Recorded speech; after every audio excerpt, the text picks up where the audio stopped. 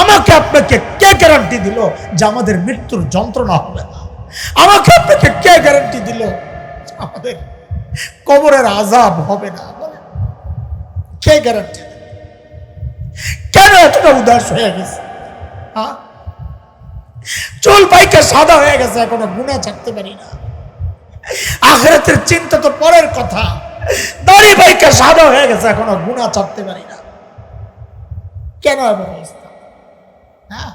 অথচ আল্লাহ ডাকতেছেন, ওয়াসারিউ ইলা মাগফিরা, আয় গুনাহ করছস, আয় না আমার কাছে, আয় আয়, আমি মাফ করব, আয় মাফ করব। বলে কত পরিমাণ মাফ করবেন?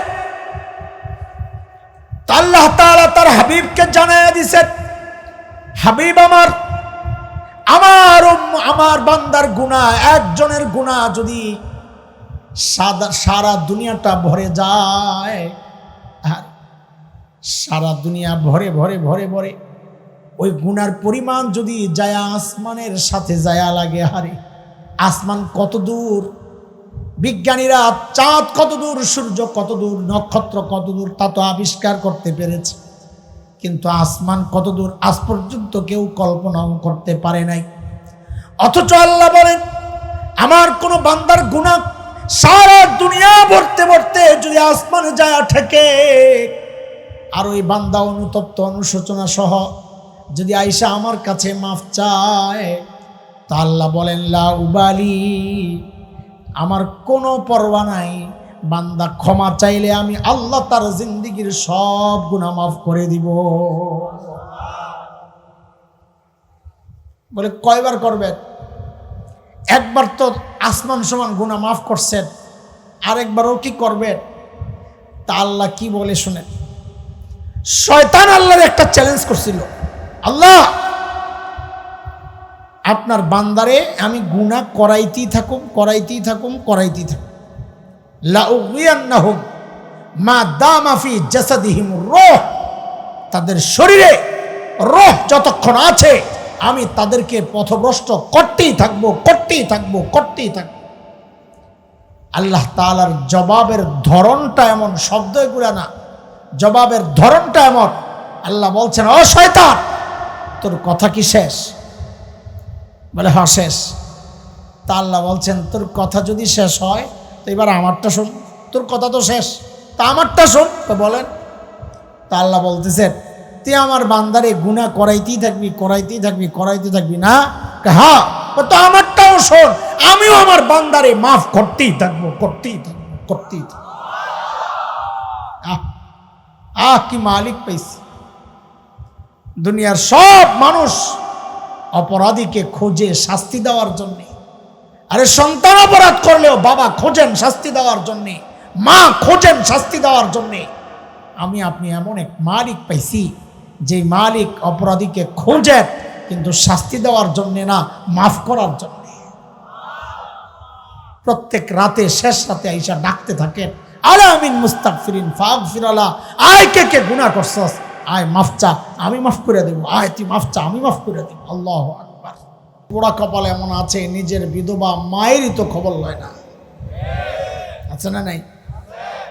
ওর মতো পোড়া কপাল আর দুনিয়ায় নেই। ও দুনিয়া পাওয়ার জন্য মা ছাড়ছে। হ্যাঁ, বলে মারে খরচ দেস না কেন? আমি কেমনে চলুন? জালিম বলে কি? অথচ আল্লাহর হাবিব বলেন সাল্লাল্লাহু আলাইহি সাল্লাম বলেন, মান আহাব্বা আন ইউমাদ্দা লাহু ফি উমরিহি ওয়া আন ইউজাদা লাহু ফি রিজকিহি ফালইয়াবাররা ওয়ালিদাইহি ওয়ালইয়াসিল রাহিমাহ আও কামা ক্বালা আলাইহিস সালাতু ওয়াস সালাম। নবী বলেন, যে চায় তার বয়স বাড়ুক। আমরা তো সহজে কেউ মরতে চাই না, তো ঠিক আছে, খারাপ না, বা থাকুক না বয়স, অসুবিধা কি? যে চায় সে ধনী হয়ে যাক, তো নবী বলেন সে যেন দুইটা কাজ করে, তো তার বয়সও বাড়বে, ধনীও হয়ে যাবে। এক, মা বাবার সাথে যেন সে সুন্দর আচরণ করে, আত্মীয়তার সম্পর্কগুলো যেন সে ছিন্ন না করে। যদি এই দুই কাজ কেউ করে, তো নবী বলেন আল্লাহ তার বয়সেও বরকত দিয়ে দিবেন, আল্লাহ তার রিজিকেও বরকত দিয়ে দিবেন। যাই হোক, হযরত আবু বকরের দরবারের কথা বলছিলাম, লিস্ট টানায় রাখতেন। একদিন হযরত ওমর আসছেন, কেন যে ওই লিস্ট দেখে একজন বুড়ির নাম নিয়ে তার বাড়িতে ঠিকানা নিয়ে চলে যাবেন খেদমতের জন্য। তো এসে দেখেন যে লিস্ট পুরাই বুকড, খালি নাই, সবাই কেউ না কেউ আছে খেদমতে, একটা নাম খালি নিচে দিয়া। হযরত ওমর চিন্তা করছেন তাহলে এই বুড়ির কামটা আমিই করি। ঠিকানা নিছেন, নিয়া পরদিন সকালে ফজরের নামাজের পর, কখন আমি যখন কিছু জিজ্ঞেস করব ভাববেন এটা খামাখারা, একটা গুরুত্বপূর্ণ কথা বলবো, বলার আগে আপনাদের মনোযোগ আকর্ষণ করতেছি যেন ওই কথাটা মনোযোগ দিয়ে শোনেন। বলেন হযরত ওমর কখন গেছেন? এটা কেন বলতেছি, কারণ সাহাবায়ে কেরাম কাজ শুরু করতেন ফজরের পর পর। কেন? কারণ নবী আলাইহিস সালাম যারা সকালে কাজ করে তাদের জন্য বরকতের দোয়া করছেন আল্লাহর কাছে। সকালে ঘুমাইবেন আর দুপুরে হুজুরের কাছে যাইবেন, দোকানে বেচা কিনা বাড়ার জন্য একটা তাবিজ দেন, কামাইব না, আগে বরকতের জন্য সকালের ঘুম ছাড়া লাগবে। বুঝে আসছে না কথা? পরদিন সকাল সাইয়েদনা ওমর বুড়ির বাড়ির দরজা নক করে বলে, মারে আপনার ঘরের কাজগুলো করার জন্য আমি ওমর ইবনুল খাত্তাব হাজির। বুড়ি ভেতর থেকে জবাব দেন, বাবারে প্রতিদিন যে আল্লাহর বান্দা আমার ঘরের কাজগুলো করেন তিনি ইতিমধ্যেই কাজ করে চলে গেছেন। ওই কখন? ফজরের পর যায় তো কাজ পান নাই, তো কাজ হয়েছে কখন? সাইয়েদনা ওমর চিন্তা করলেন তাইলে আরো আগে আসা লাগবে। ওই চিন্তা সাইয়েদনা ওমর পরদিন তাহাজ্জুদের ওয়াক্ত বুড়ির দরজা নক করে বলে, মারে আমি আপনার ঘরের কাজগুলো করার জন্য আসছি রে মা। আজকেও বুড়ি অবাক করে হযরত ওমরকে জবাব দিচ্ছেন, বাবারে প্রতিদিন যে আল্লাহর বান্দা আমার ঘরের কাজগুলো করেন তিনি ইতিমধ্যেই কাজ করে চলে গেছেন। তাই বলবেন কথা কখন? কখন? তাহাজ্জুদের অর্থ চিনেননি আপনারা? কখন? ফজরের আগে। আরো আসেনি কিছু? হ্যাঁ, সুবহে সাদিকের আগে আরো আসেনি কিছু মতামত? খালি হুজুর কই দোষ, হুজুর একমত হয় না, আপনারা কত একমত হয়ে বয়ে থাকেন। মুফতি সাহেবরা যেই ফতুয়া দেয় আমি ওইটা বলার জন্য জিজ্ঞেস করি নাই। মুফতি সাহেবরা বলেন যে সূর্য ডুবার পর থেকে ওঠা পর্যন্ত গোটা রাতটাকে 3টা ভাগ করেন, তৃতীয় ভাগ যেখান থেকে শুরু ওইটাই সাহারির ওয়াক্ত, ওইটাই তাহাজ্জুদের ওয়াক্ত। বুঝে আসছেনি কথা? এটা মুফতি সাহেবকে কথা। কিন্তু আমার কাছে একটা ডিজিটাল ব্যাখ্যা আছে তাহাজ্জুদের, পোলাপাইন শুনবি? ডিজিটাল ব্যাখ্যা হইল এই যুগের পোলাপাইন ফেসবুক আর ইউটিউব বন্ধ করে যখন ঘুমাইতে যায় ওটা হলো তাহাজ্জুদের ওয়াক্ত।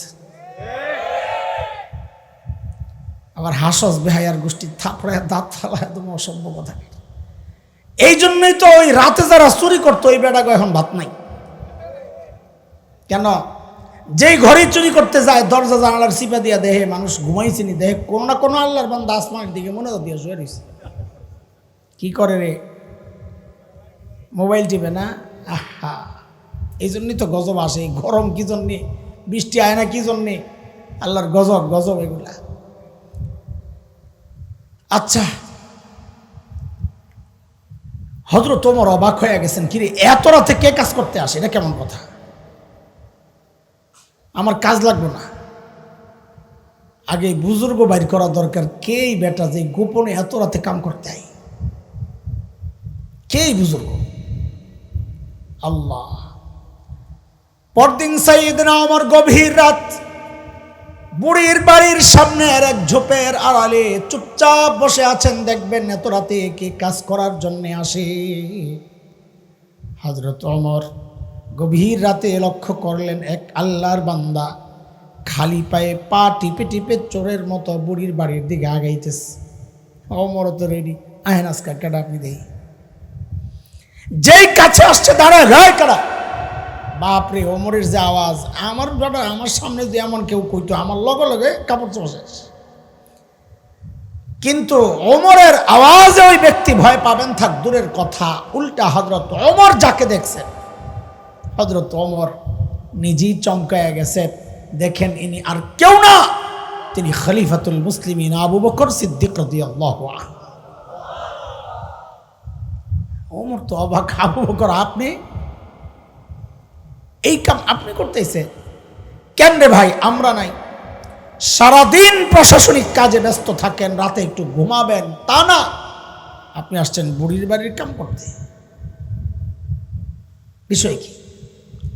ও দোস্ত, খেয়াল করেন, খেয়াল করেন হযরত আবু বকর কি জবাব দিলেন। জবাবটা কি? জবাবটা খুব সিম্পল, একেবারে সিম্পল। আবু বকর কেন আসছেন কাম করতে? কাউরে দিলেই তো হয়, হ্যাঁ। কিন্তু জবাবটা এখনই আপনাদেরকে শোনাচ্ছি না। এখনই যদি শোনাই জবাবটা আপনারা বুঝবেন না, এটার ওজন কত। আগে আবু বকরের ওজন একটু বুঝাইয়া আসি রাদিয়াল্লাহু আনহু, যে আবু বকর কত বড় মানুষ, ওইটা বুঝলে এরপরে জবাবের ওজন বুঝবেন। কারণ ব্যক্তির ওজনের উপর কথার ওজন ওঠানামা করে। যেমন আহা তোমরা এই রাস্তাটা বন্ধ করলা কেন? বারবার তো এই গাড়ি ঘোড়া আইব আর বেটারা তুমি করে ঠেলবো খালি, এই পাশে জায়গা খালি, রাস্তায় বইছে, এই যে ভিতরে খালি। কিরে ভাই, একটু চাইবা ভিতরের দিকে চাইবা যান, রাস্তা তো একটু খালি করে দেন, এটা ঠিক না রাস্তা বন্ধ করা। তোমরা যারা আসো জুয়ানরা, বুড়া করে ওঠাইও না, চেপে যাও, চেপে যাও। আশা হ্যাঁ, ধরেন আপনার বাড়ির এলাকার একটা ফকির আছে পরিচিত, আপনি চিনেন, সে আপনারে দেখেই বলতেছে ওই কালকে একটু দেখা করিস, তোরে খুশি করে দেব। তা আপনি মনে মনে করেন বেটা নিজে না খায়া থাকে, খাইতে পায় না, আমারে হ্যাঁ খুশি করবে, নিজে ভিক্ষা করে খায়। হাসতেছেন, উপহাসের হাসি, নিজে খাওয়ান নাই, আমারে খাওয়াইব, খুশি করব। একই কথা এলাকার এমপি সাহেব আপনাকে বলল, ভাতিজা কালকে দেখা করে তোমারে খুশি করে দেবো, তখনও কি আগের দিনের মতো হাসবেন না একটু আশাবাদী হবেন? কেন? কথা তো একটাই। এখন আপনার চিন্তা চেঞ্জ হইল কেন? বলে যে ব্যক্তির ওজন বাড়ছে তো কথাটারও ওজন বেড়ে গেছে। একই কথা যদি মাননীয় প্রধানমন্ত্রী বলেন এই কালকে দেখা করে তোমারে খুশি করে দেব, আপনারা কি করবেন আল্লাহ জানে। আমি যদি এমন একটা পয়গাম পাই, আমি তো সারা রাত ঘুমাবো না, আল্লাহ জানি কি পেতেছি। কেন এই অবস্থা কেন হইল? ওই যে ব্যক্তির ওজন বাড়তেছে তো কথারও ওজন বাড়তেছে। বুঝা আসছেনি কথা? হযরত আবু বকর কি জবাব দিছেন ওমরকে, এই জবাবটা আমরা এখনই শোনাচ্ছি না। কেন? কারণ আগে আবু বকরের ওজন বুঝেন, যে আবু বকর কত বড় মানুষ, তখন যায় বুঝবেন জবাবটার ওজন কত। চলেন একটু দেখে আসি আবু বকর কত বড় মানুষ। একদিন হযরত ওমর আসছেন, ওই যে প্রতিযোগিতা ভাই বলছেন, আল্লাহর ক্ষমা এবং জান্নাতের জন্য প্রতিযোগিতার যে নজির সাহাবায়ে কেরাম রেখেছেন, ওইটা শোনাইতেছি। একদিন হযরত ওমর আসছেন আবু বকরের কাছে রাদিয়াল্লাহু আনহুমা। আয়া কি কয় জানেন ওমর? দোস্ত একটা প্রস্তাব নিয়ে এসেছি। কি প্রস্তাব? বলে আমার জিন্দেগির যত আমল আমি যা করছি, ওমরের আমল কত কত জানা আছে? জানেন না? একটা উদাহরণ শুনলে বুঝবে। একদিন আম্মা জান আয়েশা রাদিয়াল্লাহু আনহা নবীকে সাল্লাল্লাহু আলাইহি সাল্লাম মদিনার স্বচ্ছ পরিষ্কার আকাশের দিকে তাকায় আম্মা জান দেখেন, আরে নক্ষত্র নক্ষত্র, লক্ষ লক্ষ কোটি কোটি নক্ষত্র। আম্মা জান জিজ্ঞেস করেন, ইয়া রাসূলুল্লাহ, আপনার উম্মতের মধ্যে এমন কেউ কি আছেন যার আমলের পরিমাণ ওই নক্ষত্রের চেয়েও বেশি। আল্লাহর হাবিব বলেন, আয়েশা আছে একজন? কয়জন? বলেন বলেন। আম্মা জান তো মনে মনে খুশি, একজন যদি হয়তো কাম সারছে, একজন আর কেডা হইব? আমার বাবা আবু বকর। এমনটাই তো হওয়ার কথা না? বলে জানলে জিজ্ঞেস করছো কেন? এটা দুনিয়ার সব মেয়েদের স্বভাব। সব মেয়েরাই চায় স্বামীর মুখে একটু বাবার বাড়ির প্রশংসা শুনতে। একদিন খালি বদনাম করে দেখেন, এক সপ্তাহ তরকারি মজা হইব না। কথা কয় না? এই জ্বালায় কি খালি আমি একা না, আরো আছে? আছে না? ঠিক আছে, শান্তি পাইলাম। হাসস, এটাই তো হওয়ার কথা। পোড়া কপাল তো বেটা তুই, বেটি তো ঠিকই আছে। নিজের বাবা মার প্রশংসা করলে খুশি লাগে, বদনাম করলে কষ্ট লাগে সন্তান হিসাবে, এটাই তো হওয়ার কথা। পোড়া কপাল তো তুমি আর আমি।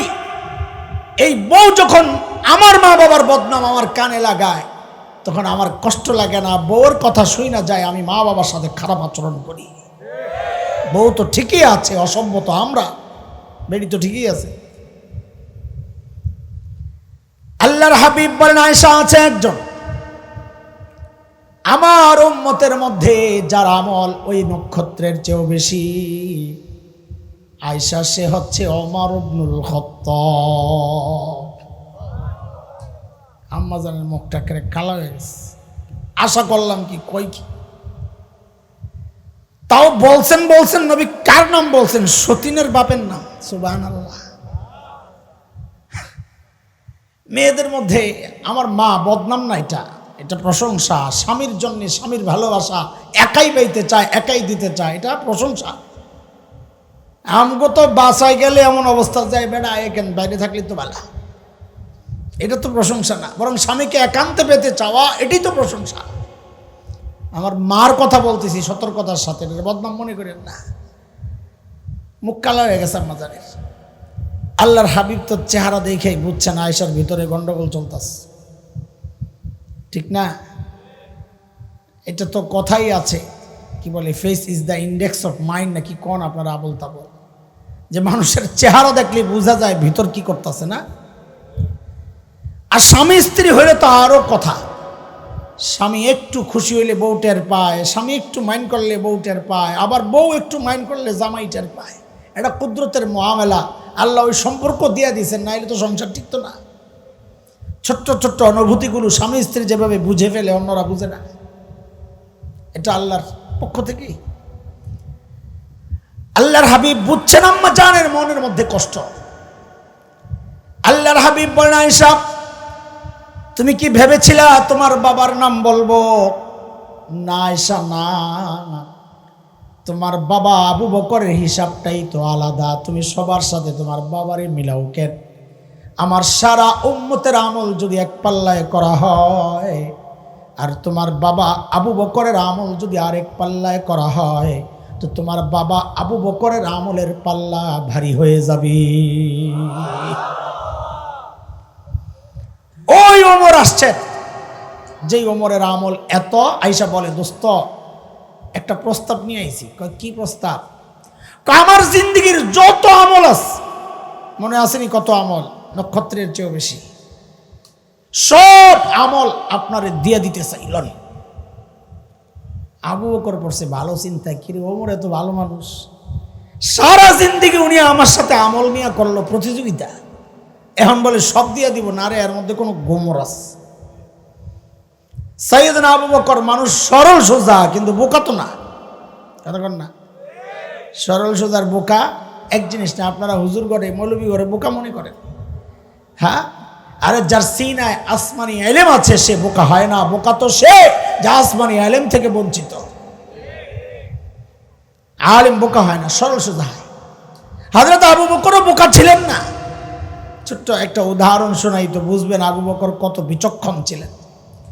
সূরা লাহাব যখন নাজিল হয়েছে, তাব্বাত ইয়াদা আবি লাহাব, আবু লাহাব সম্পর্কে, আর তার বউ উম্মে জামিল বিনতে হারব ইবনে উমাইয়া তার সম্পর্কে বলা হয়েছে, ওয়ামরাতুহু, তার বউরও খবর আছে আয় লোক। বেডি ছিল আগের থেকেই গরম, আছে না সমাজের কিছু গরম বেডি, বেডা অসহায়, রাস্তায় দেখলে মাঝে মাঝে বড় মায়া হয়, আর দোয়া করি আল্লাহ বেড়ার উপর তুমি রহম করো। মাঝে মাঝে আমি নিউ মার্কেট এলাকা, আমি তো ওই মার্কেট এলাকা, দেখা যায় কিছু বেডি সুবহানাল্লাহ, খালি আল্লাহর কাছে শুকরিয়া আদায় করি, আল্লাহ কি শান্তিতে রাখছো এটা। বেডায় পিছনে এই বগলের তলে এক ব্যাগ, এই বগলের তলে এক ব্যাগ, দুই হাতে দুইটা ফিচ্চিটারে লইছে এমনি জিন্দা ঠেলা গাড়ি। বেডায় কি কথা কয় না পোলা ভাই, তোরা কথা ক, জামাই কি জিন্দা ঠেলা গাড়ি, আর বেডির সামনে ভেন্টিলেটারে কান দিলে কত না হাড়ে, আর কয় আসো না আসো না। আরে বাপ রে বাপ, আসে না এমন বেডি সমাজে? আল্লাহ ওদের থেকে আমাদেরকে পানাহ দেন। মানে আমি আবুল আহাবের বউ ছিল এমন একটা জাদরেল বেডি, আমাদের গ্রাম্য ভাষায় কয় দারোগা বেডি। দারোগা ছিলেন না? বেডি যেই শুনছে সূরা বলে আমার বিরুদ্ধেও নাজিল হয়েছে, বেডি তো এমন খেপছে, একটা পাথর লইছে নবী আলাইহিস সালাম রে মারব, খোঁজতাছে নবী কই।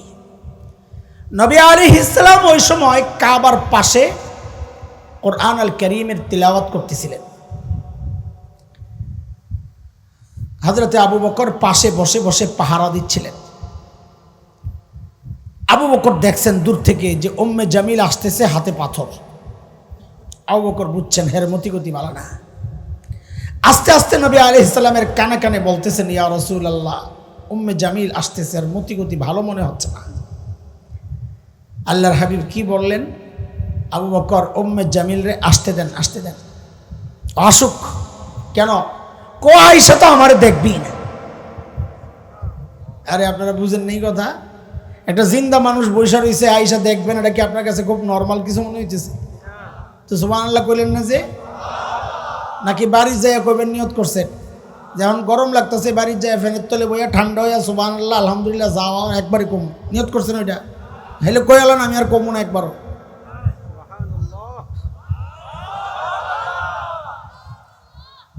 কেন দেখবে না? কেন দেখবে না?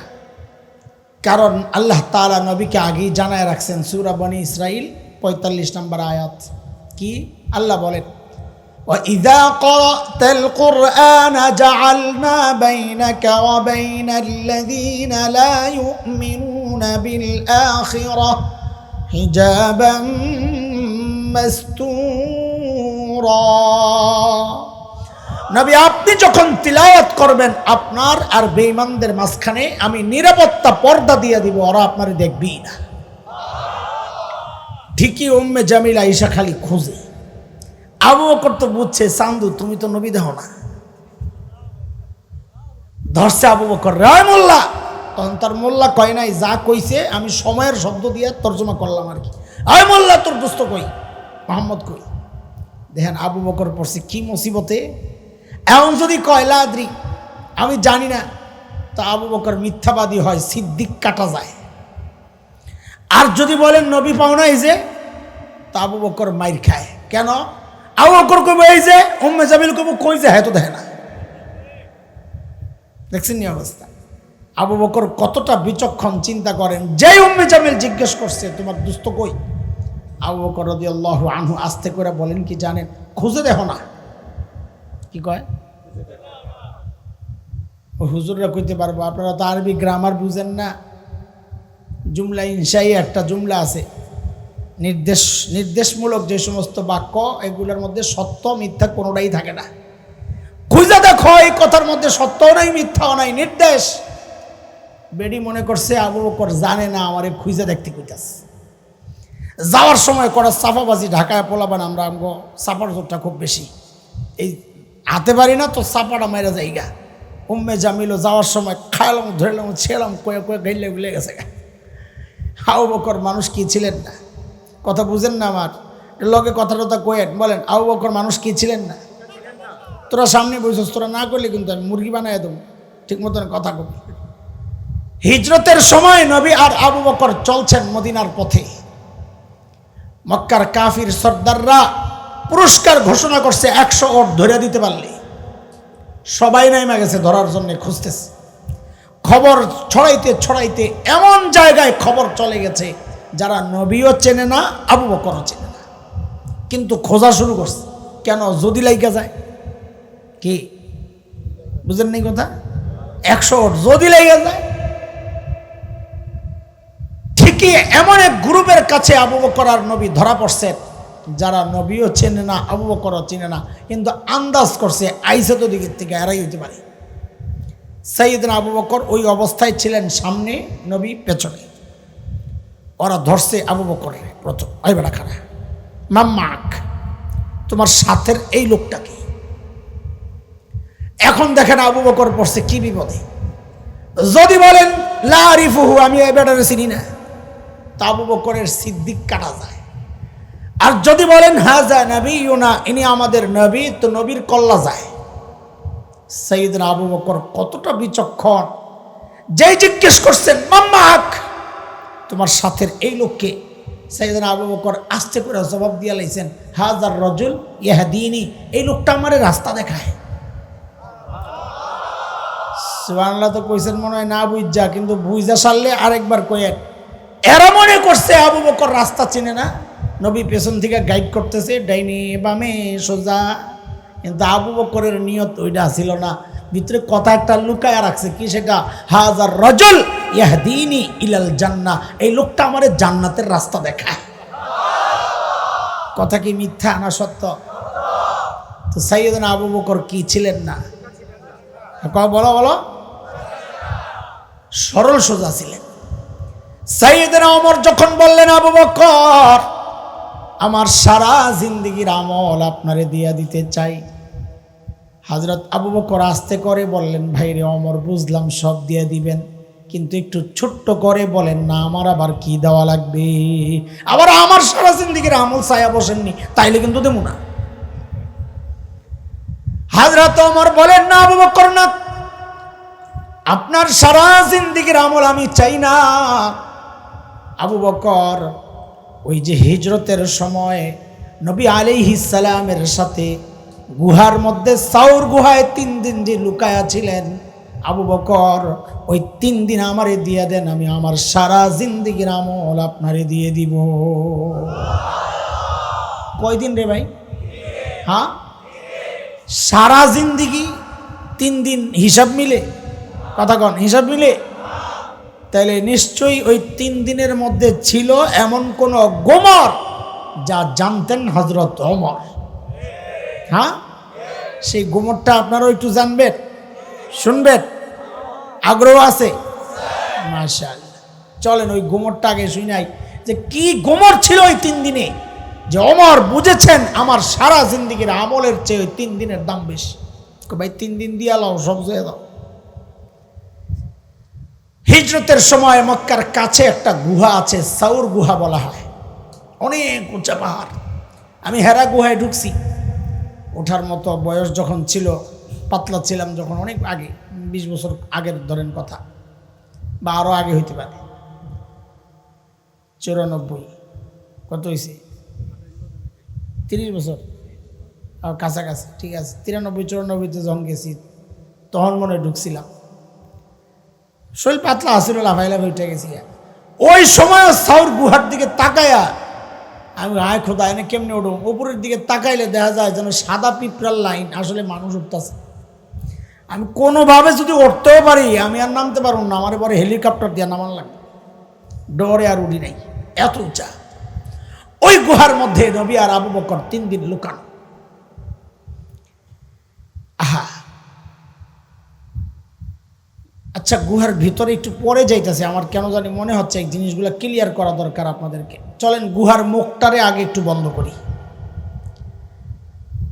আপনাকে ওয়াজের পরীক্ষা হইব, ওয়াজ মুখস্থ রাখেন না ভুলে যান। সঠিক উত্তরদাতা আজকে পুরস্কার পাইবে, আশাফ ভাই পুরস্কার দিবে। ও ভাই দিবেন না? ইনশাল্লাহ, ঠিক আছে, দিব না, মন আছে, আত্মা আছে, আমি জানি। আচ্ছা, কোন তো দেখি গুহার মুখের মধ্যে কে কে বাসা বানাইছিল? মাকড়সার কবুতর, মাশাআল্লাহ, আপনার তো ওয়াজ মনে আছে, দেখা যায়। তো এটা ছিল টেস্ট পরীক্ষা, আসলটা রয়েছে এবার। কর কবুতরে ডিম পারছিল কটা? 3টা, 2টা, 3টা, আরে ভাই ভালো করে কর না, পুরস্কার দেবো তো। 3টা কবুতর সম্পর্কে আর আইডিয়াই নেই। 3টা কবুতর একটা ডিম পারে না, 2টা করে পারে, জানে না কিচ্ছু। কবুতর পালেও না, জানেও না। কটা করছে 4টা, 2টা, 4টা, 2টা, 3টা। অনেক মুরব্বী মনে মনে চিন্তা করতেছে, কি আজ এরা কথাবার্তা শুরু করছে বেড়ায়। নবী আলাইহিস সালামের সাথে সংশ্লিষ্ট একটা গল্প নিয়ে তামাশা করতেছে। হ্যাঁ বাবা, আমি তামাশাই করতেছি, আসলেই তামাশা করছি। কেন? কারণ মুহাদ্দিসরা বলেছেন কবুতরের গল্পটা পুরাই জাল, বানোয়াট, মিথ্যা কথা। কবুতরই ছিল না, আমরা ডিম গনতে গনতে শেষ। কবে জানি এক বুড়াই কইছিল যে হুজুর বাচ্চা ফুটাইছিল। মাশাআল্লাহ, অনেক জাতি, ভালো জাতির কবুতর বাংলাদেশে দরকার। ওই কবুতর যে অভাবের দিন আমগো 3 দিনে ডিম ফুটাইয়া বাচ্চাও দিয়ে দিয়েছে। এই দোষ আপনাদের না, এই দোষ আমাদের। এই গল্প তো আমরাই শোনাইছি আপনাদেরকে। আল্লাহ তাআলা এরকম নবীর সাথে সংশ্লিষ্ট কোনো মিথ্যা কথা বলা, শোনা, সব কিছু থেকে আল্লাহ আমাদেরকে হেফাজত করে। তবে মাকড়সার জালের ব্যাপারটা আছে, সেটাও দুর্বল বর্ণনা।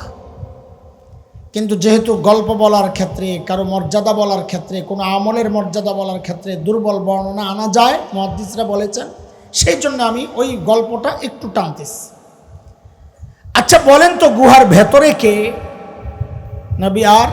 বলেন, কথা বলেন, কে নবী আর? আচ্ছা, আল্লাহ তাআলা যদি চাইতেন, যেহেতু ভেতরে নবী আবু বকর, 2 ক্যাটাগরির 2জন শ্রেষ্ঠ মানুষ, নবী ক্যাটাগরির নবী শ্রেষ্ঠ। নবীর পরের যত মানুষ আছে দুনিয়ার, ওই ক্যাটাগরিতে আবু বকর শ্রেষ্ঠ। 2 ক্যাটাগরির 2জন শ্রেষ্ঠ মানুষ গুহার ভেতরে। আল্লাহ তাআলা যদি চাইতেন, গুহার মুখটাকে পাথর দিয়ে প্যাকেট করে যেন বোঝা না যায় ভেতরে গুহা আছে, প্যাকেট করে ভেতরটারে জান্নাতের টুকরা বানায়া দিতে পারতেন কি পারতেন না? পারতেন। আল্লাহ তাআলা তা করেছেন? করেন নাই। মাকড়সার জাল বিছাইয়া দিয়েছে। কেন? মাকড়সার জালকে এতই শক্তিশালী যে কাফেররা ওই জাল ছেদ করে, ভেদ করে, ছিন্ন করে ভেতরে ঢুকতে পারবে না, এমনটা না? দুর্বল। কত দুর্বল? কোরআন আল কারীমের মধ্যে আসছে সূরা আনকাবুত, মাকড়সার নামেই একটা সূরা আছে কোরআনে। ওই সূরায় আল্লাহ তাআলা বলেন, ওয়া ইন্না আওহানাল বুয়ুতি লাবাইতুল আনকাবুত।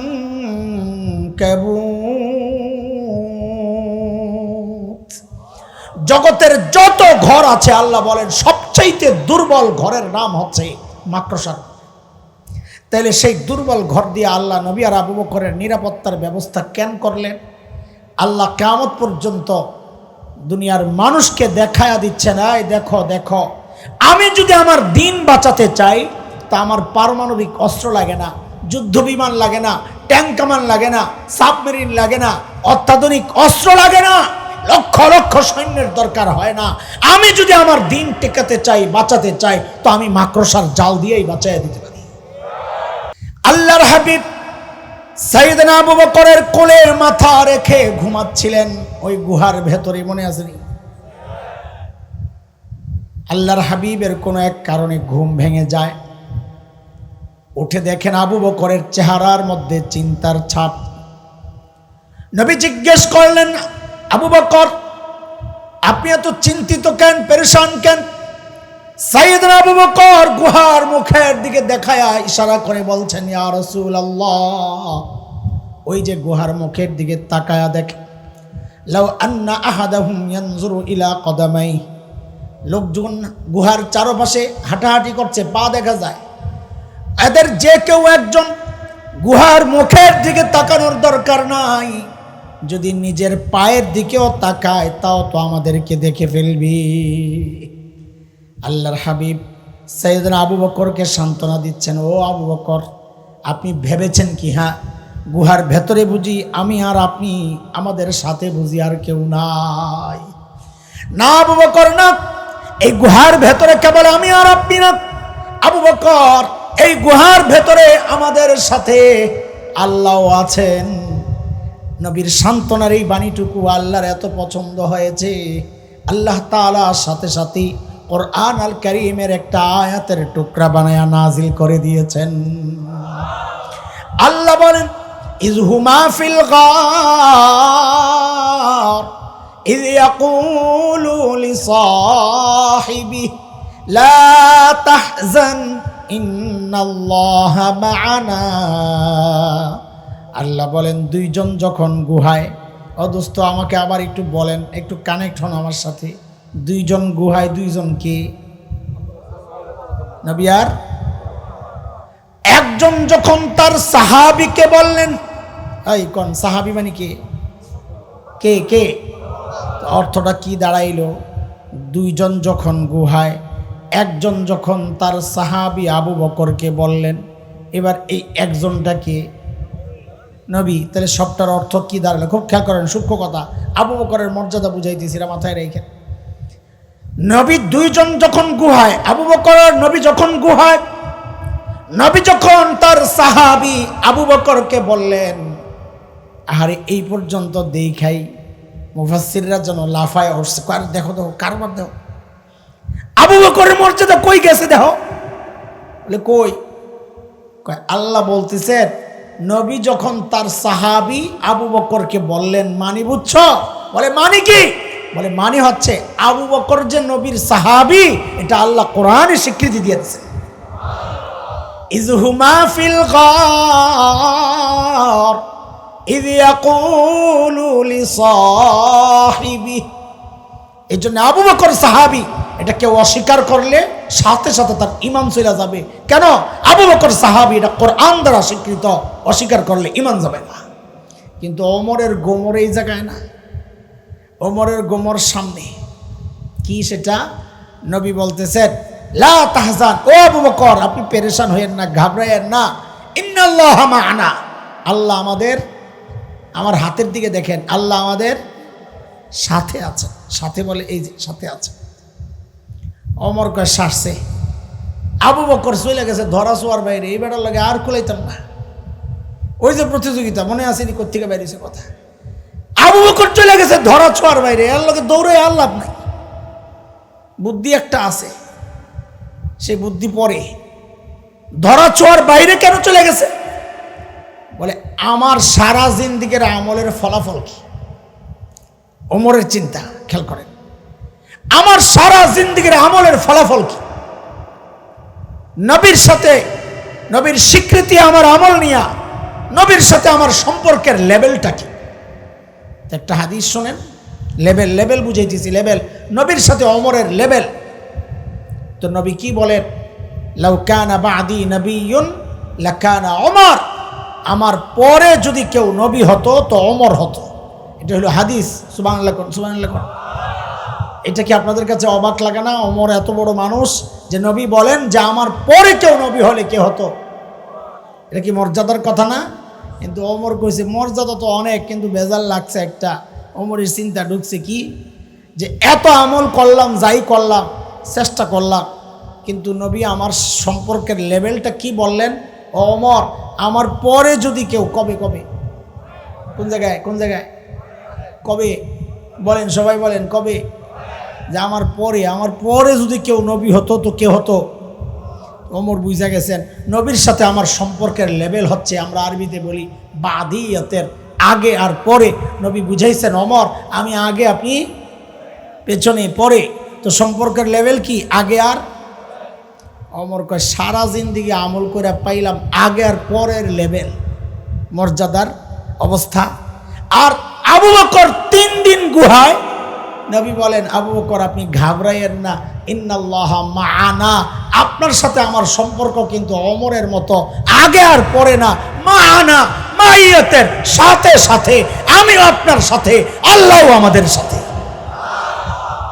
ওমর কয় সারা জিন্দিগি লাগবে না, কারণ সারা জিন্দিগির আমল দিয়া পাইছি। নবী কয় আমি আগে, আপনি পরে। আর আবু বকর 3 দিন থাইকাই পাইছেন কি? সাথে সাথে সাথে সাথে। ওমর কয় আবু বকর ওইটা দিয়ে দেন, আমার আগানোর আর কোনো ব্যবস্থা নাই, আমার জায়গা পরে। আপনি সাথে সাথে পাইছেন, যেই গর্তে ঢুকা ওই 3 দিনে আমারে দিয়ালান, আমার সব লইয়া যান। কারণ ওমর জানে সব নিলেই পাইবেন কি আপনি, আগে আর পরে। আর 3 দিন পাইলে আমি পাবো মাইয়াতের সম্পর্ক সাথে সাথে সাথে সাথে। ও দোস্ত আগে বলেছি, গোমর বুঝছেন ওমর, আবু বকর কি বোকা? আবু বকর বুঝেন নাই? হ্যাঁ, আবু বকর কি জবাব দিলেন, আরে আবু বকর সুবহানাল্লাহ, কি মানুষ ছিলেন এইবার আল্লাহ। আবু বকর কয় কি জানেন, ওমর কোন কি আপনি, আরে ভাই বলেন কি, এই 3 দিন যদি আপনারে দিয়েই দেই তো আমার আর জীবনে থাকে কি রে ভাই, আমি তো জীবনে কিছু করতে পারি নাই রে ভাই, এই 3 দিনই তো আমার বুঝি দিয়ে দিলে আর থাকে কি। চিন্তা করছেন, আবু বকর বলে জীবনে কিছু করে নাই তো করছে কি? হ্যাঁ, হাসান জামিল করছে। আর আবু বকর জীবনে করে নাই তো করছে কে?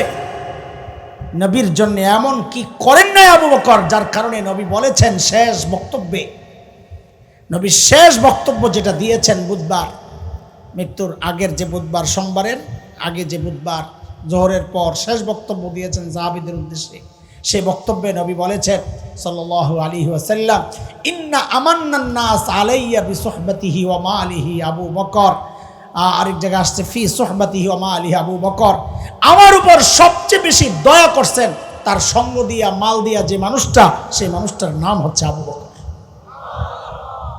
সেই আবু বকর বলছেন জীবনে কিছু করি নাই।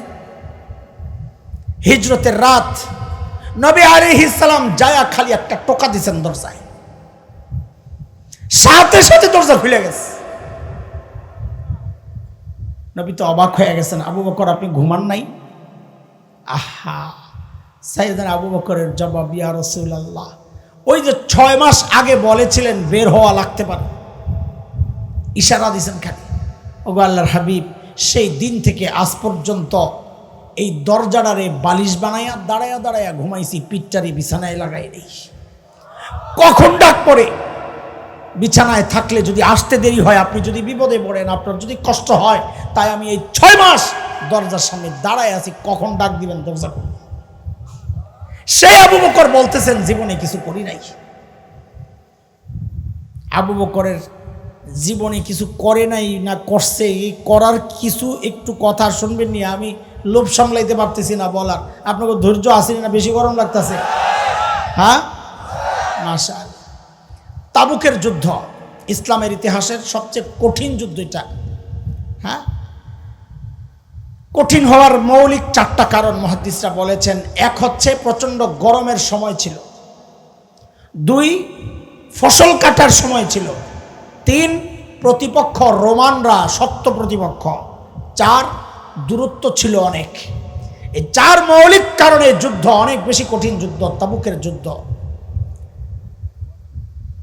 নবী আলাইহিস সালাম চিন্তা করছেন এত দূরে যাব, পথের অনেক পাথরও লাগবে, এই সাদা দাও সাদা, কার কি আছে নিয়ে আসো। হযরত ওসমান ধনী মানুষ, 300 ওট বোঝাই করে মাল নিয়ে আসছেন সাদা, সুবহানাল্লাহ, গনি গনি দিল থেকে ধনী। হযরত ওমর লাভ দিয়ে আসছেন। খেয়াল করেন যে পাইছি সুযোগ, আজকে আবু বকররে হারানোর একটা সুযোগ আসছে। ওই যে হুজুরের বয়ান, প্রতিযোগিতা মনে আসেনি কথা, হারাই গেছেন, আমি ওইটাই ঘুরতেছি, এই কথা লই ঘুরতেছি। আজকে ওমর দাঁড়ায় গেছেন, সারছে, পাইছে একটা সুযোগ, চান্দা চাইছেন নবী, আজকে আবু বকররে হারাইয়া দেব, কান বেড়ার আছে কি ঘোড়ার ডিম দিব কি? ওমরের যে অনেক কিছু আছে তা না, ওমরও গরিব মানুষ, কিন্তু আবু বকরের চেয়ে বেশি। দৌড়ায় গেছেন ওমর বাড়াইতে, ঘরে যা ছিল সব নামাইছেন, 2 ভাগ করছেন, 1 ভাগ ঘরে রাখছেন, আরেক ভাগ গাট্টি করে আল্লাহর হাবিবের কাছে নিয়ে আসছেন, ইয়া রাসূলুল্লাহ আমার চাঁদা। তো নবী জিজ্ঞেস করতেছেন, ওমর কি নিয়ে আসছেন বলেন, তাইলে মজা লাগবে পরে, এখন এই কথাটা মুখস্থ করেন। বলেন নবী কি জিজ্ঞেস করছেন? আবার বলেন ওমর। তো ওমর জবাব দিচ্ছেন, ইয়া রাসূলুল্লাহ ঘরে যা ছিল অর্ধেক নিয়ে এসেছি, অর্ধেক রেখে এসেছি। এখন তো নবীও অপেক্ষা করতেছেন আবু বকর কি নিয়ে আসে, হারে আমার আবু বকর। ওমরও অপেক্ষা করতেছেন, কিন্তু ওমরের অপেক্ষার ধরনটা একটু ভিন্ন। আমি বলতেছি হাদিসের কথা না, মানে এমন একটা ভাব লয়ে ওমর বসে রয়েছে যে আজকে একটা স্লোগান লাগাইব, জিতিল রে জিতিল, ওমর জিতিল, এমন একটা ভাব লয়ে ওমর বসে রয়েছে। সাইয়েদনা আবু বকর আসতেছেন, হাতে ছোট্ট একটা পোটলা। কেউ কেউ বলার সময় এইভাবেও বলেন যে আবু বকরের গায়ে চট পরা ছিল, চট, ছালার চট বা যেই চট, এই অংশটা জাল কথা, হাদিসে এই অংশ নাই, আমি বলে দিচ্ছি আপনাদেরকে। হ্যাঁ, আবু বকর আসতেছেন ছোট্ট একটা পোটলা নিয়ে। আসার সাথে সাথেই ওমর তো খুশি, আজকে খাইছেন ধরা, আজকে আমি জিত। কিন্তু নবী আলাইহিস সালাম আস্তে করে আবু বকরের বেলায় প্রশ্নটাই ঘুরাইয়া দিছেন, এইবার কোন আপনারা ওমররে কি জিজ্ঞেস করছেন? হ্যাঁ, কিন্তু আবু বকর যখন আসছেন নবী আস্তে প্রশ্ন ঘুরাইয়া জিজ্ঞেস করতেছেন, আবু বকর মা আপকাইতা, ঘরে কি রেখে আসছেন? কি জিজ্ঞেস করছেন? ওমর প্রশ্ন শুই নাই মন খারাপ হয়ে গেছে কারবার, আজকেও জিতার কোনো সম্ভাবনা নাই। কেন? আমারে জিজ্ঞেস করছে কি আনছেন, আমি কইছি অর্ধেক আনছি, অর্ধেক রাইখা আইছি। আর আবু বকররে জিজ্ঞেস করতেছে কি রাইখা আসছেন। ওমর বুঝে গেছে আমি তো অর্ধেক রাইখা আসছি, এই বেটায় কিছু রাইখা আসছে বলে মনে হয় না। আল্লাহু আকবার। আবু বকর কি জবাব দিলেন শুনেন শুনেন শুনেন। ও মায়েরা শুনেন একটা কথা, আবু বকর কি জবাব দিলেন। আরে আবু বকরের জবাবটা পরে শুনেন। আগে সাইয়্যিদনা আবু বকর রাদিয়াল্লাহু আনহুর ছোট্ট মেয়ে হযরত আসমা রাদিয়াল্লাহু আনহার জবাবটা একটু শুনেন। কি পরিবার আল্লাহ বানাইছেন, যেন সবাইরে আল্লাহ নিজে বানাইছেন আর নিজে স্বভাবগুলা দিয়ে দিয়েছেন। কি মানুষ ছিলেন তারা। সাইয়্যিদনা আবু বকর আর নবী যখন হিজরত করে মদিনার পথে, আবু বকরের মা উম্মে খায়র শুরুতে মুসলমান না হইলেও ছেলের সাথে সম্পর্ক ছিন্ন করেন নাই, কিন্তু বাবা আবু কুহাফা মুসলমানও হন নাই, ছেলের সাথে সম্পর্ক ছিন্ন করছেন। পরে অবশ্য মুসলমান হয়েছেন বাবাও মক্কা বিজয়ের দিন। কবে? আবু বকরের বাবা আবু কুহাফা মুসলমান হয়েছেন কবে? মক্কা বিজয়ের দিন। ছেলের সাথে সম্পর্ক যেহেতু ছিন্ন, সে ছেলের ঘরে যায় না। কিন্তু যেই আবু বকর হিজরত করে মদিনার দিকে চলে গেছেন, এখন তো আবু কুহাফার ভিতরে খালি জলে জলে। কেন? আমার মা বলতেন একটা কথা, আসলের চেয়ে নাকি লাভের মায়া বেশি। আবু বকর তো চলে গেছেন, কিন্তু ওই যে নাতিপুতির লেগে নাকি মায়া লাগে বেশি। কেউ দাদার নানারা কথা কন না? হ্যাঁ, তুই ঠিক করছিস, নাতি আছে। হ্যাঁ, আবু কুহাফার ভিতরে জ্বলতেছে যে আরে আবু বকর তো গেছে গা, আমার নাতিপুতিরই না জানি না খায় মরতাছে। অভিমান ভেঙ্গে আসছেন জানার জন্য। দরজা নক করে বলতেছেন, ও আসমা দাদু ভাই, ঘরে তো মনে হয় কিচ্ছু নাই, কি লাগবে মাকে জিজ্ঞেস করো।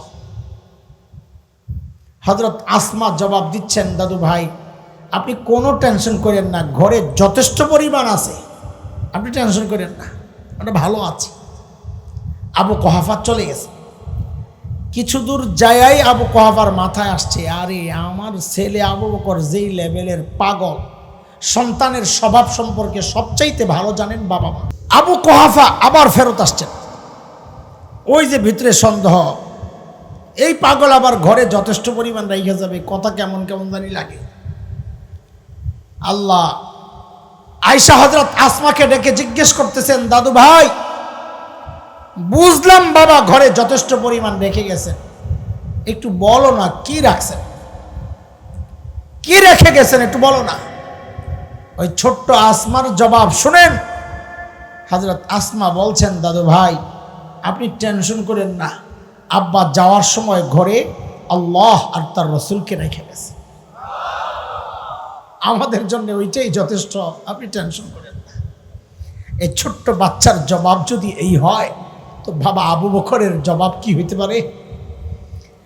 আল্লাহর হাবিব যখন জিজ্ঞেস করলেন, আবু বকর ঘরে কি রেখে আসছেন, হযরত আবু বকর জবাব দিচ্ছেন, ইয়া রাসূলুল্লাহ ওই যে ঘরের বেড়াগুলো খেজুর পাতার বেড়া, মাঝে মধ্যে সুই গেঁথে রাখতাম, আসার সময় থাপড়ায়া থাপড়ায়া আসছি, কেন? যেন ঘরে একটা সুই পর্যন্ত থেকে না যায়, ওই সুইটা যেন আমার কোনো মুজাহিদ ভাইয়ের কাজে আসে। একটা সুই পর্যন্ত ঘরে রাইখা আসি নাই। বলে তো কি রাইখা আসছে? আল্লাহ আর তার রসুলকে রেখে আসছে।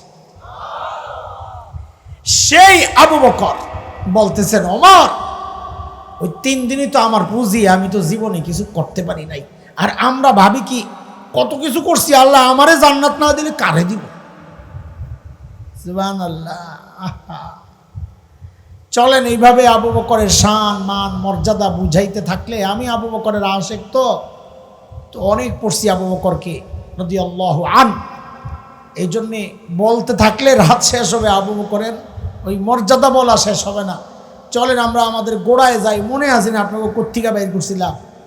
ওই যে বুড়ির বাড়ির সামনে ধরা খাইছেন, ওমরের হাতে গভীর রাতে আইসা আবু বকর বুড়ির কাম করে, মনে আছে কথা? আবু বকর যখন ধরা পড়লেন, ওমর যখন জানতে চাইলেন আবু বকর আপনি আসছেন কেন, এই কাজগুলো আমাদেরকে দেওয়া যেত না? তা আবু বকর কি জবাব দিছেন? বলেছিলাম ওই জবাবটার ওজন কত বুঝতে হলে আগে আবু বকরের ওজন বোঝা লাগবে। মনে আছে কথা? লাইন আছে ঠিক? ওমর যখন জানতে চাইলেন আবু বকর এই কাজগুলো আমাদেরকে দেওয়া যেত না, আপনি কেন আসছেন? আহা আয় মালিক। হযরত আবু বকর কি বলেন? জবাবটা বলেছি খুব সিম্পল, আমি আপনি দিলে এত আকর্ষণের ব্যাপার ছিল না, কিন্তু জবাবটা দিয়েছেন কে? আবু বকর। এই জন্য এটা এত আলোচনার ব্যাপার। হযরত আবু বকর বলেন কি ওমরকে, হ্যাঁ ভাই এই কাজগুলা আপনাদেরকে দিলেও পারতাম, কিন্তু ভাইরে আপনারাই খালি আখেরাত কামাইবেন, আমার কি আখেরাত নাই? আমি কি আখেরাত কামাবো না? আল্লাহু আকবার। আবু বকরের আখেরাতের চিন্তা, আর আমি আপনি জান্নাতের অপেক্ষায় বসে আছি। হ্যাঁ, ওমর কত বড় মানুষ, এক হাদিস তো শোনাইছি, এটাও তো ওমরের মর্যাদা বোঝা যায়। নবী বলেছেন লাউ কানা বাদি নবী লাকানা ওমর, আমার পরে কেউ নবী হলে ওমর হতো। এটাও কম মর্যাদার কথা না। নবী বলেছেন ওমরু ফিল জান্নাহ, ওমর জান্নাতি। কত বড় মর্যাদার কথা, জান্নাতের সুসংবাদ পাওয়া। নবী আলাইহিস সালাম বলেছেন ওমর যেই রাস্তায় চলে শয়তান আর ওই রাস্তায় থাকে না। কম মর্যাদার কথা। আরে আমি আপনি হকের উপর চললে বলা হয় লোকটা হকপন্থী, ঠিক কিনা? কিন্তু ওমর সম্পর্কে নবী বলেছেন উল্টা কথা। কি বলেছেন? দারাল হাক্কু হাইসু দারা, ওমর যেদিকে যায় হক তার পেছনে পেছনে যায়। মানে ওমর হকপন্থী না, বরং হক ওমরপন্থী। সুবহানাল্লাহ, এত বড় মানুষ ওমর। জান্নাতে আল্লাহর হাবিব যখন গেছেন, জান্নাত দেখে আসছেন, দুনিয়ায় এসে যখন বর্ণনা দিচ্ছিলেন নানান বিষয়ে, তো এই বর্ণনাও দিচ্ছেন জান্নাতে আমি ওমরের বাড়িটা দেখছি, কি যে সুন্দর বাড়ি। আমার মন চাইছিল একটু বাড়িটার ভিতরে ঢুকি, কিন্তু ওমরের যে গায়রত, আত্মমর্যাদা বোধ, প্রেস্টিজ, আমি ঢুকি নাই। ওমর যদি মাইন্ড করে, ঘরে অনুমতি ছাড়া তো ঢুকা নিষেধ, তো ওমর যদি মাইন্ড করে, আয় আল্লাহ, এই কথা শুই না সাইয়েদনা ওমর বাচ্চাদের মতো হাউমাউ করে কান্না শুরু করছেন। আবিকা গিরতু ইয়া রাসূলুল্লাহ, আপনার সাথেও আমার আত্মমর্যাদা বোধ, আপনি একটু ঢুকলেন না কেন? এত বড় মানুষ ওমর, অথচ আখিরাতের চিন্তা, আল্লাহর ক্ষমার চিন্তায় কি করতেন? মৃত্যু যন্ত্রণায় কাতরাচ্ছেন সাইয়েদনা ওমর। শেষ মুহূর্ত, মাজুসি অগ্নি পূজারীর ছেলে আবু লুলু নিজের মনিবের বিরুদ্ধে বিচার দিয়েছিলেন ওমরের কাছে। সাইয়েদনা ওমর বক্তব্য দিয়েছেন মনিবের পক্ষে। ওই গোলাম, মাজুসি গোলাম, অগ্নি পূজারী গোলাম, এই ক্ষোভে রাগে ক্রোধে খঞ্জর কিনছে, খঞ্জর ধারাইছে এক সপ্তাহ, এটার মধ্যে বিষ মাখাইছে। ফজরের নামাজের সময় চাদর মুড়ি দিয়া হযরত ওমর নামাজে দাঁড়াইছেন, হঠাৎ অতর্কিত হামলা করেছে, পেটের মধ্যে এমনভাবে খঞ্জর চালাইছে, পেট ফাইরা নাড়ি বুড়ি বের হয়ে গেছে। হযরত ওমরকে শোয়া দেওয়া হয়েছে। হযরত ওমর বেহুশ, রক্ত আটকানোর জন্য কাপড় দিয়ে পেঁচাইছে, একজনের কোলে মাথা। হযরত ওমর শুয়ে আছেন, মানে বেহুশ, একটু হুশ ফিরছে। তো নামাজের খবর নিছেন, অজুর পানি আনাইছেন, কে মারছে সেটাও জানতে চাইছেন, কোনো মুসলমান মারলো কিনা। ডর, আমারে কোনো মুসলমান মারলে তাহলে আমি ইসলামের কোনো ক্ষতি করলাম কিনা। যেই শুনছেন যে না মুসলমান মারেন নাই, তো শান্তি পাইছেন। এক যুবকের কাপড় ছিল টাকনোর নিচে, ওই অবস্থায়ও ডাক দিয়েছেন এই কাপড় উপরের দিকে ওঠা। দিনের ব্যাপারে কতটা সিরিয়াস ছিলেন, নিজের এই অবস্থা। এরপর হযরত ওমর কি করলেন, ওইটা হলো শোনার বিষয়। হযরত ওমর ওই অবস্থায় নিজের মাথাটা নিয়ে মসজিদে নববীর ফ্লোরে রাখছেন। এ দোস্ত বলেন তো ফ্লোরটা কি ছিল? পাকা। ওই সময় মসজিদে নববীর ফ্লোর কি ছিল? টাইলস করা, মোজাইক করা, মার্বেল পাথর বসানো, কি ছিল? বলেন কি ছিল? প্রায় অর্ধজাহান শাসন করা ওমর ইসলামে একমাত্র ব্যক্তি যাকে আল্লাহর নবী সাল্লাল্লাহু আলাইহি ওয়াসাল্লাম আল্লাহর কাছ থেকে চাইয়া আনছেন। দুইজনের হেদায়েত চাইছেন, একজন ওমর আরেকজন আবু জাহেল। আল্লাহ তাআলা ওমরেরটা কবুল করছেন, আবু জাহেলটা করেন নাই, এটা আল্লাহর মর্জি। একমাত্র ব্যক্তি যাকে নবী আল্লাহর কাছ থেকে সরাসরি চাইয়া আনছেন, সেই আল্লাহর নবীর চেয়ে আনা মানুষটা জীবন সায়ান্নে শেষ মুহূর্তে মাথাটারে জমিনে রাখছেন। এত বড় ওমর রাইখা কি বলতেছিলেন ওইটা হলো বিষয়। মাগফিরাত আর ক্ষমার চিন্তায় কতটা বেকুল ছিলেন হযরত ওমর। মাথাটারে জমিনে রাইখা গালটারে মাটির সাথে এইভাবে ঘষতেছিলেন আর কাঁদতেছিলেন আর বলতেছিলেন, ওয়াইলুন লাকা ইয়া ওমর ইন লাম ইয়াগফির লাকা রাব্বুক। ওমর, তোমার রব যদি তোমারে ক্ষমা না করে, ওমর তোমার জন্য ভয়ঙ্কর বিপদ কিন্তু অপেক্ষা করতেছে। আহ আহ কত বড় ওমরের ক্ষমার এত চিন্তা। এই জন্যে আমার ভাই আপনাদের কাছ থেকে ওয়াদা নেওয়াইছেন, প্রতিদিন কয়শবার ইস্তেগফার? এটা হইল কমপক্ষে, এই শব্দ বলেছেন তিনি, কত? 100 বার কি বলেন? 100 বার কি কমপক্ষে? বলেন কি? বলেন বলেন কি? লাভ লাভ আছে না লস? আমার ভাই কয় লাভ শুনাইছেন? 3টা। মানলে জিমাল ইস্তেগফার, যে ব্যক্তি নিয়মিত ইস্তেগফার পড়বে, নিয়মিত পড়বেন, যাই পড়েন পড়বেন, ছাইরেন না। অল্প যদি পড়েন নিয়মিত পড়েন। একদিন 5000 পড়ছেন আর একদিন নাই, এই পেটে অসুখ হয়। একদিন খুব খাইছে, 3 দিন নাই খাইয়ে রয়েছে, পেটে অসুখ হয়। অল্প অল্প খাইবেন, নিয়মিত খাইবেন, স্বাস্থ্যের জন্য উপকার। আমলও ঠিক তাই, খায়রুল আমাল মা দামা ওয়া ইন কাল্লা, হাদিসের কথা। যেই আমল নিয়মিত হয় সেটা কম হইলেও আল্লাহর কাছে ওইটাই পছন্দ।